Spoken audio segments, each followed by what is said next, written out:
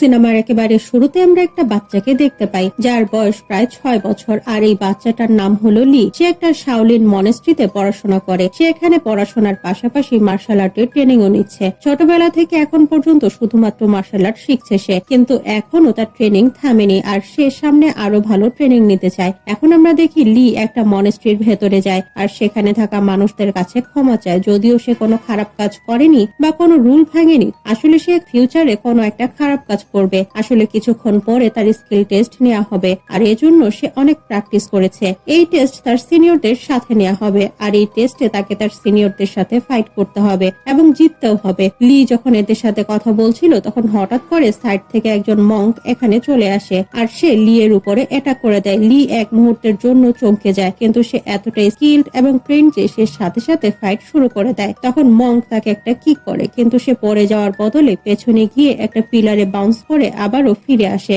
আর এখন সে মঙ্কের সাথে ঠিক সেভাবেই লড়াই করতে শুরু করে যেমন করে মঙ্ক তাকে মেরেছিল। আর এখন লি তাকে এতগুলো কিক করে যে এর ফলে মঙ্ক অনেক বেশি উইক হয়ে যায়। লি এখন জিতে যায়, কিন্তু মঙ্ককে হারানো এত সহজ নয়। লি শুধু তাকে হারায়নি, তাকে একটা বাস্কেটের ভেতরে আটকেও ফেলে। এখন লি এর সাথে ফাইট করার জন্য আরেকজন শক্তিশালী মঙ্ক এখানে চলে আসে। সে তার দুই হাতে তলোয়ার ধরে রেখেছে, কিন্তু লি এর হাতে শুধুমাত্র একটা লাঠি আছে আর সে এই লাঠির সাহায্যে সেই মঙ্কের সাথে ফাইট করতে শুরু করে। দেখতে দেখতে সে এই মঙ্ককেও হারিয়ে দেয়। এখন সময় আসে তৃতীয় মঙ্কের, তাই লি দ্রুত তার দিকে এগিয়ে যায়, কিন্তু এই মঙ্ক চাইছিল না লি তার উপরে প্রথম অ্যাটাক করুক। তাই সে একটা মিররের সাহায্যে লিকে কিছু সময়ের জন্য ব্লাইন্ড করে দেয়, যার ফলে লি ঠিক মতো দেখতে পায় না আর সে মঙ্কের উপরে অ্যাটাক করতে পারে না। এখন যখন সেই মঙ্ক লি এর উপরে অ্যাটাক করার জন্য আসে তখন লি স্লাইড করে তার পায়ের নিচ দিয়ে বের হয়ে যায় আর এই মঙ্কের উপরে অ্যাটাক করে। এখন লি এই লড়াইটাতেও জিতে যায়। লি প্রমাণ করে দিয়েছে সে যাকে চাইবে হারাতে পারবে, কারণ তার কাছে এখন অনেক ভালো স্কিল আছে।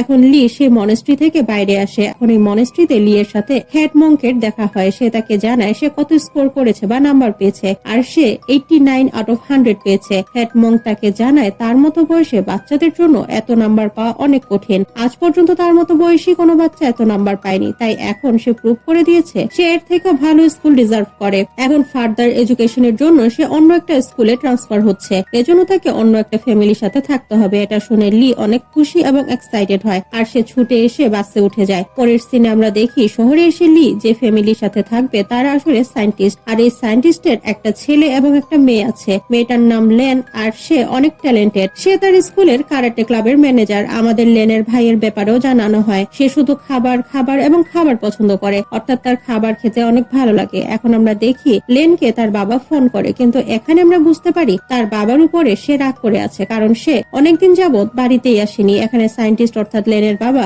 লেনকে জানায় আমি খুব তাড়াতাড়ি বাসায় আসবো, তুমি চিন্তা করো না। আর এর সাথে সে লেনকে এটাও জানে যে সে কিসের উপরে এক্সপেরিমেন্ট করছে। আসলে সে এমন একটা ডিভাইস বানাচ্ছে যেটা অনেক ইফেক্টিভ আর এটা মানুষের অনেক কাজে আসবে, কিন্তু এখন কিছু গ্যাংস্টার এটার ব্যাপারে জেনে গেছে আর তারা এটা নিতে চায়। তখন সায়েন্টিস্ট লেনকে জানায় আমি তোমার জন্য একটা গিফট পাঠিয়েছি, সেটা খুলে দেখো। এখন আমরা ভিউয়াররা দেখতে পাই লেনের বাবা লেনের কাছে সেই ডিভাইসটাই পাঠিয়েছে। সায়েন্টিস্ট এ কারণে এটা করেছে যাতে করে এই ডিভাইসটা সেই গ্যাংস্টারদের হাতে চলে না যায়। এমন সময় হঠাৎ করে লেনদের বাসার কলিং বেল বেজে উঠে। লেন যখন উঠে দরজাটা খুলে দেখে তখন দেখতে পায় লি তাদের বাসায় এসেছে আর এরা লিকে দেখে অনেক এক্সাইটেড হয়ে যায়। এরা ভুলেই গেছে যে একটু আগে তারা তাদের বাবার সাথে কথা বলছিল। এখন আমরা ভিডিও কলের অপর পাশে একটা অদ্ভুত সিন দেখতে পাই। সায়েন্টিস্টের কাছে সেই গ্যাংস্টারের লোকজন চলে এসেছে আর এরা সায়েন্টিস্টকে সেই ডিভাইসের ব্যাপারে জিজ্ঞেস করে। উত্তরে সায়েন্টিস্ট বলে আমি কোনো ডিভাইসের ব্যাপারেই জানি না। এর সাথে সায়েন্টিস্ট এটাও বলে আমি কোনো ডিভাইসের উপরে রিসার্চ করছি না, বরং আমি এমন একটা টেকনোলজি নিয়ে কাজ করছি যার মাধ্যমে আমার ছেলে মেয়েরা আমার মারা যাওয়া মা অর্থাৎ তাদের দাদির সাথে কথা বলতে পারবে। কিন্তু সেই গ্যাংস্টার গুলো তার কথা বিশ্বাস করে না, তাই এরা এখন সিসিটিভি ফুটেজ চেক করে আর এখান থেকে এরা জানতে পারে সায়েন্টিস্ট এই ডিভাইসটা তার বাড়িতে তার মেয়ের কাছে পাঠিয়ে দিয়েছে। এটা দেখে তারা অনেক ফ্রাস্ট্রেটেড হয়ে যায় আর এরা এখন সেই সায়েন্টিস্টকে বেঁধে রাখে, এরপরে তাকে হোস্টেজ বানিয়ে রাখে।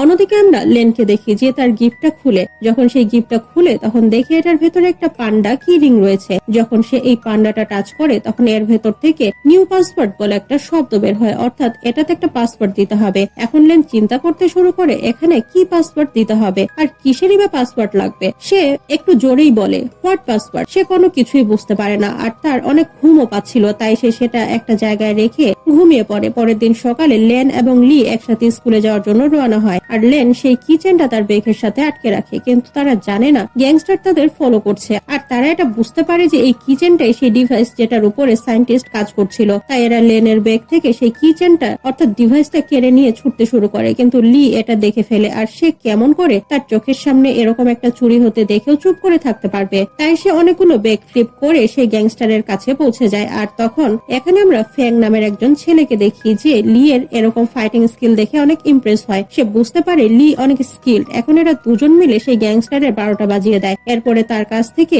সেই কিচেনটা ফিরিয়ে নেয়। শুধু তাই না, এখন আবারও তাকে আচ্ছা মতো ধলাই করে। কিন্তু তখন সুযোগ বুঝে সেই গ্যাংস্টার আবারও তার কাছ থেকে সেই ডিভাইসটা কেড়ে নিয়ে ছুটতে শুরু করে। এটা দেখে এমন মনে হচ্ছে যেন তার আবারও ধলাই খেতে ইচ্ছা করেছে। কিন্তু এই গ্যাংস্টার পালিয়ে যাওয়ার আগে সব বাচ্চারা একটা গার্বেজ ক্যান নিয়ে এসে এই বিল্ডিংটার নিচে রাখে। যখন গ্যাংস্টার উপর থেকে লাফ দেয় তখন সে এই গার্বেজ ক্যানের ভেতরে পড়ে। আর এখন তার কোনো উপায় নেই। বাচ্চারা তাকে একটা ধাক্কা দিয়ে গার্বেজ ক্যান সহ তাকে গড়িয়ে যেতে দেয়। এখন বাচ্চারা আবারও সেই কিচেনটা ফিরিয়ে নেয়। সব বাচ্চারা এটা দেখে অবাক হয়ে যায় যে লি এত ছোট হওয়ার পরেও এত স্কিল কিভাবে হলো। তাই এখানে থাকা সবাই তার প্রশংসা করতে শুরু করে। এখন স্কুলে স্পোর্টস ক্লাসে টিচার এসে সবার সামনে গিয়ে বলে যে সব থেকে বেশি হেলদি এবং স্ট্রং সেই সামনে এগিয়ে যেতে পারবে, অর্থাৎ যে হেলদি এবং যার ফিজিক্যাল কন্ডিশন অনেক ভালো তাকেই টিমে নেওয়া হবে। এখন সবগুলো বাচ্চা চিন্তা করে তারা অনেক ফিট এবং হেলদি, তাই তাদের যে টাস্ক দেয়া হবে তারা সেটা সহজেই করতে পারবে। কিন্তু এখানে লেনের ভাই অনেক টেনশনে পড়ে যায়, কারণ সে সারাদিন এত খাবার খায় যে সে আর বাকি সব বাচ্চাদের থেকে অনেক মোটা হয়ে গেছে। তাই তার কাছে মনে হয় সে হয়তো এই টিমের জন্য সিলেক্ট হবে না। তখন তাদের জিম মাস্টার সামনে এগিয়ে আসে। এরপরে সে তাদের বলে তোমাদের মাঝে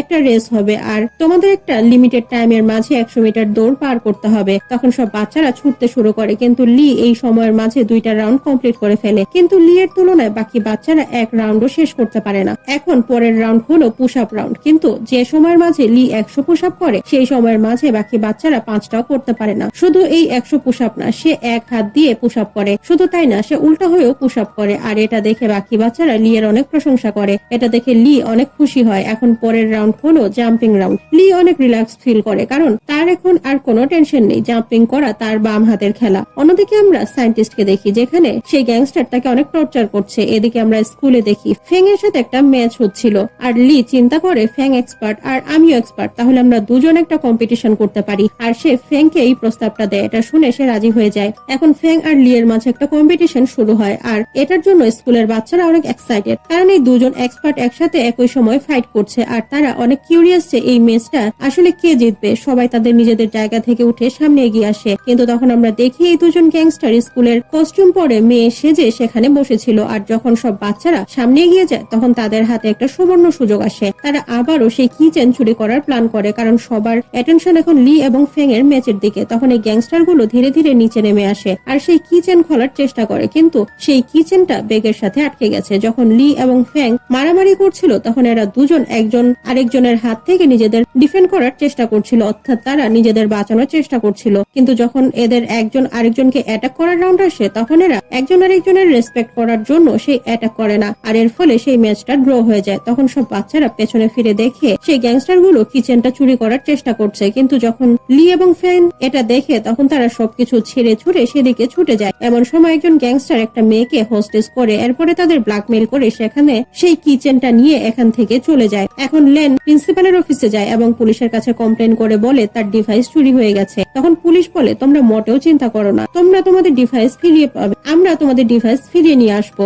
এখন আমরা লি কে দেখি আর তার অনেক মন খারাপ, কারণ তার কাছে মনে হচ্ছিল এসব কিছুর পিছনে হয়তো সেই রেসপন্সিবল, কারণ সবাই একসাথে বসেছিল। আর যখন সে ফ্যাং এর সাথে ফাইট করতে শুরু করে তখন সবাই সেটা দেখার জন্য উঠে এসেছিল। যদি সে সময় লেন তার ব্যাগের কাছে থাকতো তাহলে সেই ডিভাইস কখনোই চুরি হতো না। তখন সবাই একসাথে লি এর কাছে আসে আর এরা বলে তুমি কেন নিজেকে দোষ দিচ্ছ, এখানে তোমার কোনোই দোষ নেই। আর এটা শোনার পরে লি এর কিছুটা ভালো লাগে। অন্যদিকে আমরা সেই সায়েন্টিস্টকে দেখি যাকে গ্যাংস্টার বন্দি করে রেখেছে। এখন এদের কাছে ডিভাইসটা আছে আর এরা এই ডিভাইসটা তাদের কম্পিউটারে সেট করে তাদের সিস্টেমের সাথে কানেক্ট করে দেয়। কিন্তু তখন সিস্টেম তাদের কাছে পাসওয়ার্ড চায়, কিন্তু ডক্টর পাসওয়ার্ড দিতে চায় না। তাই এখন এরা সবাই মিলে সেই পাসওয়ার্ড ব্রেক করার চেষ্টা করে, কিন্তু এরা সেটা করতে পারে না। তাই এখন আবারও সায়েন্টিস্টের কাছে আসে। এমন সময় সায়েন্টিস্টের মোবাইলে একটা মেসেজ আসে আর এই মেসেজটা লেন পাঠিয়েছে। সে লিখেছে বাবা আমার কালকে জন্মদিন, তাই আমি তোমার অপেক্ষা করব। এখন গ্যাংস্টার একটা সুযোগ পেয়ে যায় আর সে এই সুযোগটা কাজে লাগাতে চায়। এখন সে সায়েন্টিস্টকে ব্ল্যাকমেইল করতে শুরু করে। সে বলে তোমার মেয়ে কালকে জন্মদিন, কিন্তু তুমি তো সেখানে যেতে পারবে না। কিন্তু হ্যাঁ আমি অবশ্যই সেখানে যাব,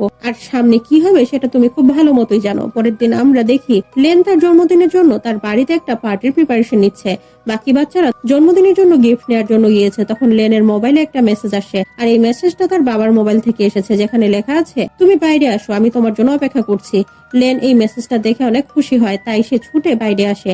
কিন্তু লেন যখন বাইরে আসে তখন সে তার বাবাকে দেখতে পায় না, বরং সেখানে গ্যাংস্টারকে তার জন্য অপেক্ষা করতে দেখে, আর এরা লেনকে কিডন্যাপ করে নিয়ে যেতে থাকে। কিন্তু সৌভাগ্যবশত তখন সেখানে সব বাচ্চারা ফিরে আসে, আর এরা দেখে গ্যাংস্টারের লোক লেনকে ধরে নিয়ে যাচ্ছে। তাই এখন এরা সবাই মিলে বাইসাইকেল দিয়ে এদের পিছু করতে শুরু করে। এখন এই বাচ্চাগুলো এদের পিছু করতে করতে ল্যাবরেটরি পর্যন্ত চলে আসে, আর এরা দেখে গ্যাংস্টার লেনের গলায় একটা ছুরি ধরে রেখেছে, এবং এরা সায়েন্টিস্টকে ব্ল্যাকমেল করতে শুরু করে যাতে করে সে পাসওয়ার্ড বলে দেয়। কিন্তু সায়েন্টিস্ট এই পাসওয়ার্ড জানে না, কারণ সে এই ডিভাইসটা তার মেয়েকে গিফট হিসেবে পাঠিয়েছিল। আর তখন এই ডিভাইসটা প্রথমবারের মতো তার কাছে একটা পাসওয়ার্ড চায়, আর লেন একটা পাসওয়ার্ড দিয়েও দিয়েছিল। তাই লেন ছাড়া এই পাসওয়ার্ড আর কেউ ক্র্যাক করতে পারবে না। কিন্তু সব গ্যাংস্টার লেনের কাছে এসে পাসওয়ার্ড চায়, কিন্তু যখন লেনকে পাসওয়ার্ডের ব্যাপারে জিজ্ঞেস করা হয় তখন সে বলে, হোয়াট পাসওয়ার্ড? আর এটাই ছিল এই ডিভাইসের পাসওয়ার্ড, কারণ এই ডিভাইসটা ওপেন করার সাথে সাথে এই কথাটাই বলা হয়েছিল। এখন এই পাসওয়ার্ড ডিটেক্ট হয়ে যায় আর সেটা সিস্টেমে অ্যাক্টিভেট হয়ে যায়। এখন এই ডিভাইসটা আনলক হয়ে রান করতে শুরু করে। এটা দেখে এরা সবাই খুশি হয়। কিন্তু যখন গ্যাংস্টার এই ডিলারদের সাথে ডিল করতে যাচ্ছিল তখন লি এবং ফ্যাং ভেতরে চলে আসার এদের সাথে ফাইট করতে শুরু করে। শুধু তাই না, এখন লেনের ভাই ভেতরে চলে আসার তার বাবা এবং বোনকে মুক্ত করে দেয়। যখন লিডার গ্যাংস্টার এটা দেখে যে বাকি সব গ্যাংস্টার গুলো একে একে শেষ হয়ে যাচ্ছে আর এরা এখন সবাই ভেতরে চলে এসেছে, তখন সে তার ব্রিফকেস তুলে এখান থেকে পালানোর প্ল্যান করে। সে এখান থেকে নিজের জীবন বাঁচিয়ে পালাতে চায় আর সেই ডিভাইসটা নিয়ে অন্য কারো কাছে বিক্রি করে দিতে চায়। তখন এই গ্যাংস্টারের পেছনে সায়েন্টিস্ট এবং লেন ছুটতে শুরু করে। এদিকে ফ্যাং এই গ্যাংস্টারের রাইট হ্যান্ড ম্যানের সাথে ফাইট করছিল, আর এই লোকটা অনেক স্ট্রং, তাই ফ্যাং এর তাকে হারাতে অনেক কষ্ট হচ্ছে। এমন সময় সেখানে লি চলে আসে, আর এরা এখন তাদের স্কিল ব্যবহার করে দুজনে মিলে এই লোকটাকে আঘাত করে। তারা বিভিন্ন টেকনিক ইউজ করে তাকে মারতে থাকে। কিছুক্ষণ পর তারা এই লোকটাকে হারিয়ে দেয়। তখন এখানে পুলিশ চলে আসে আর বাকি গ্যাংস্টারদের ধরে ফেলে। এখানে সায়েন্টিস্ট, লেন এবং লি সহ বাকি সবাই জিতে যায়। পরের সিনে আমরা দেখি এদের সাহসিকতার জন্য সরকার থেকে এদেরকে অ্যাওয়ার্ড দেওয়া হচ্ছে, আর এটা দেখিয়ে এই সিনেমাটা এখানেই শেষ হয়ে যায়।